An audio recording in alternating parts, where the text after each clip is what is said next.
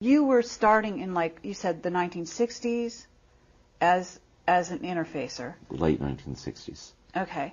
And I'm going to assume clear up to today, because you don't lose this skill.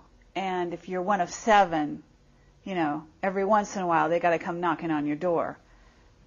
Well, they check on you from time to time. Okay. Visitors out there, different communities, they certainly know how to find you, where you are at any given time, and how to, as you say, see what it is you're going through. For example, they could be seeing this going on right now. They could even have said to you, you know, go ahead with this because this is a good thing, right? So in a sense, you're talking about your destiny, meaning it's not about money.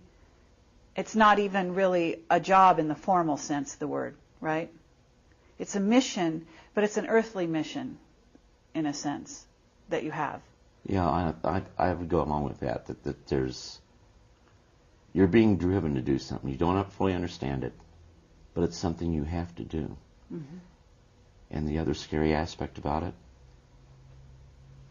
you know, you don't know why and you don't know what, but it's coming to an apex. That what you're doing, you're fighting the clock. Okay, is the clock 2012? Is that the clock you're looking at? I don't know.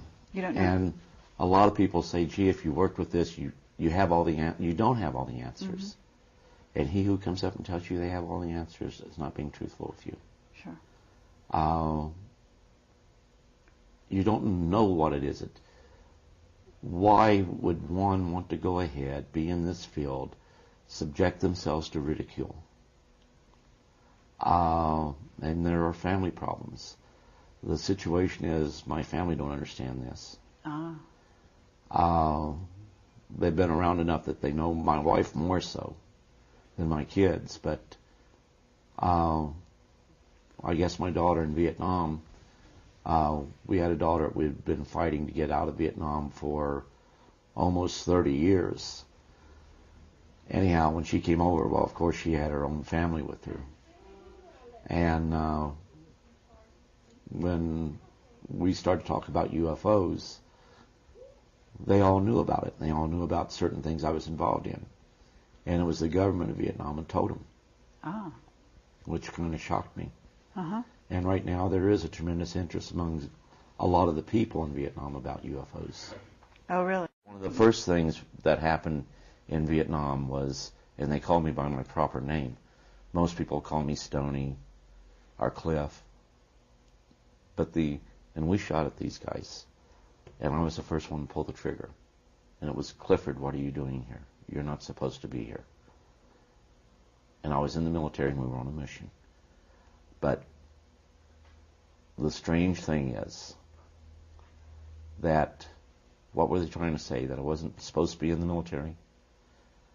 Now remember, the military is here on earth, that's man's. Sure. Our visitors, what did they plan for me to do?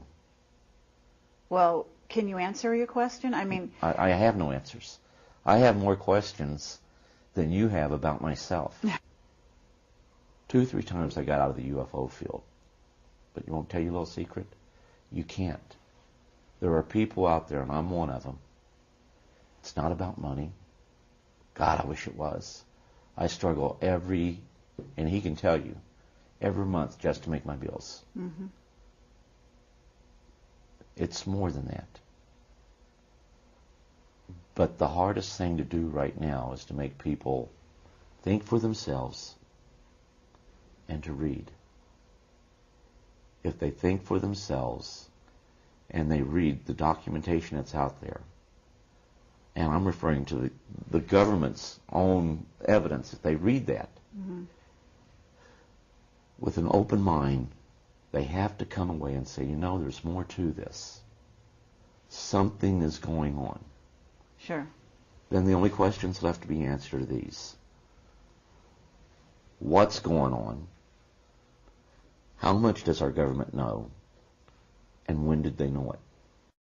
Okay, well, we want to thank you for your courage and for your integrity and for your spiritual development or awareness that makes you able to communicate with these off-worlders at a time when few on the planet are able to do so consciously. There were times that we were just minutes away from going to a nuclear exchange because of UFO sightings. Sure. Thanks to the hotline that was set up, which the American people were truthfully told this was to ensure that there wasn't a nuclear war started by accident due to false returns. And, of course, everybody had war scares. UFOs were a reality. UFOs existed. They were being reported. They were being picked up on radar. Mm-hmm. You had both radar and radar visuals that was taking place. You had fighters trying to intercept them. So in order to reassure one another that we're not doing this, and it should have been commonplace that if we had this technology, or if they had that technology, there was nothing the other side could do anyhow. We had missiles that would be knocked out, not destroyed, but made incapable of firing. Mm-hmm. We had fighter aircraft that would fire on UFOs, and their weapons wouldn't work. You actually have used some of the parts of humanity that are good parts that are not used by the average man. Is that right? Well, I hope so.